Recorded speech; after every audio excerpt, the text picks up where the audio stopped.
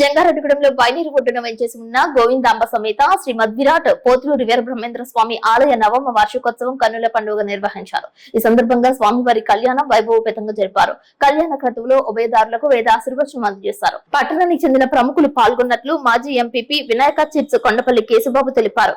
ఆలయంలో స్వామివారికి విశేష కైంకర్యాలు నిర్వహించారు. పలువురు స్వామివారిని దర్శించి కళ్యాణాన్ని కనులారా తిలకించి మొక్కులు చెల్లించారు.